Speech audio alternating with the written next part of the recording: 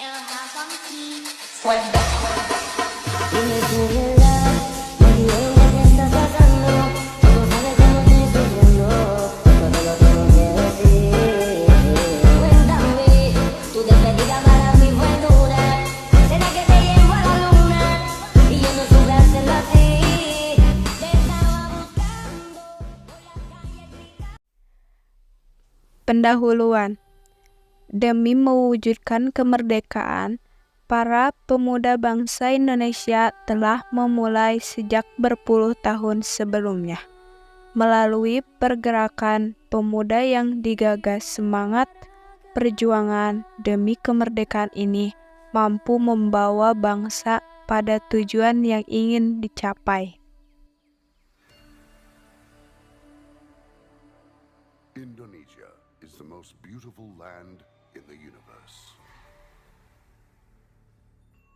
The land where we were born. The nation where we grew up. So many colors that live together in peace. With a million timeless treasures. With an abundance of natural wealth.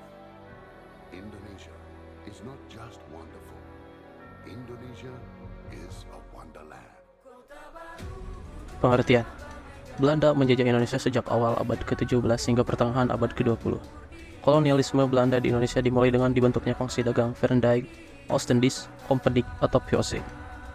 Setelah itu, penjajah Belanda atas Indonesia dilanjutkan dengan penerapan beberapa kebijakan yang menyengsarakan rakyat. Penjajahan bangsa Belanda berlangsung sangat lama dan membawa beberapa dampak bagi Indonesia, salah satunya di bidang sosial.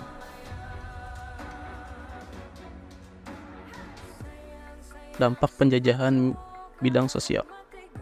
Runtuhnya feodalisme. Penjajahan Belanda atas Indonesia mengakibatkan runtuhnya kekuasaan feodal di Indonesia saat itu. Selain itu, kedudukan dan perekonomian penguasa pribumi juga melemah pada masa pemerintahan Belanda. Hal itu mengakibatkan turunnya derajat dan kehormatan penguasa pribumi. Feodalisme saat itu dikuasai oleh raja dan keluarga istana. Kedatangan Belanda otomatis meruntuhkan praktik tersebut. Kedudukan raja dan keluarga istana mengalami perubahan. Mereka yang sebelumnya bangsawan kerajaan diubah statusnya menjadi aparat atau pegawai. Para bangsawan diberi status aparat atau pegawai agar bekerja membantu pemerintahan kolonial Belanda. Hal itu juga berpengaruh terhadap masyarakat, karena tak harus khawatir lagi atas pengakuan dan perlakuan tidak baik dari penguasa feodalisme. Penganut Nasrani. Dampak lain dari penjajahan bangsa Belanda di Indonesia adalah semakin luasnya penyebaran agama Kristen dan Katolik. Agama Kristen dan Katolik sebenarnya telah dikenal masyarakat Indonesia sejak kedatangan Portugis pada abad ke-16. Pada masa penjajahan Belanda, penganut Kristen dan Katolik Indonesia semakin meluas. Penyebaran agama Katolik oleh bangsa Belanda dilakukan oleh misionaris Gonzales Veloso, Fernão Vinagra, dan Simon Weiss. Sementara itu, Belanda memperluas penyebaran agama Kristen Protestan di Indonesia melalui Netherlands Zendeling, Genootschap NZG pada tahun 1810-an. Penyebaran agama Kristen Protestan oleh NZG berdasarkan dengan Alkitab. Salah satu tokoh NZG adalah Ludwig Ingwer Nommensen dan Sebastian Karl Keinkhardt. Dampak lain. Selain munculnya penganut agama Nasrani dan runtuhnya kekuasaan feodalisme, ada beberapa dampak sosial dari kolonialisme Belanda, yakni di poin pertama adalah munculnya kelompok timur asing, Eropa, dan pribumi. Di poin kedua, terjadinya mobilitas sosial berupa transmigrasi untuk pemenuhan kebutuhan tenaga kerja. Di poin ketiga, munculnya golongan buruh dan majikan.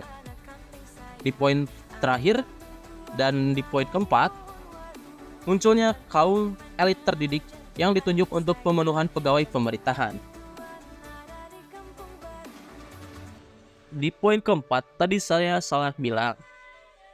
Malah bilang poin terakhir, dan saya ini melanjutkan poin selanjutnya. Di poin kelima, terbentuknya hierarki status sosial dengan golongan Eropa berada di puncak, diikuti Asia dan Timur, sementara kaum pribumi berada di posisi terendah. Di poin keenam, terjadi penindasan dan pemerasan yang keras, dan kebiasaan Indonesia diganti oleh kebiasaan pemerintah Belanda. Di poin 7 yang terakhir, Isolasi daerah Indonesia di laut mempengaruhi kehidupan pedalaman dan menyebabkan budaya feodalisme, di mana penduduk pribumi tunduk pada tuan tanah asing, baik dari barat maupun timur, sehingga kehidupan penduduk Indonesia mengalami pemunduran. Tanggapan dari kelompok kami, melestarikan budaya bangsa yang beragam, menolak campur tangan atau investasi asing, menjaga keutuhan bangsa dan negara dari ancaman atau gangguan baik datang dari dalam maupun luar, memperkuat sistem pertahanan dan keamanan rakyat Indonesia dari bangsa asing yang akan mendoktrin bangsa kita. Solusi dari dampak permasalahan di masa sekarang. Solusi yang bisa kami sampaikan adalah dari dampak penjajahan bidang sosial, yaitu mengubah sistem peraturan tentang bangsa asing yang masuk ke negara kita, walaupun mereka ingin melakukan pembangunan. Dan seharusnya pemerintah berpihak pada rakyat sendiri daripada berpihak pada asing.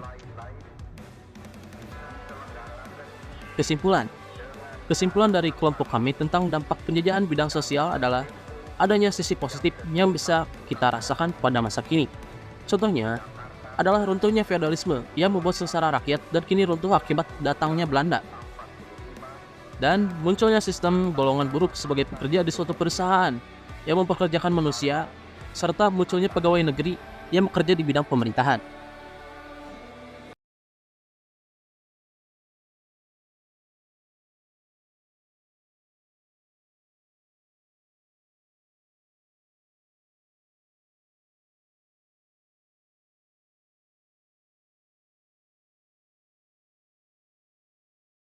Kalian tahu gak sih, kupu-kupu warnanya merah dari jauh nampak indah, kukira kau rumah ternyata hanya singgah.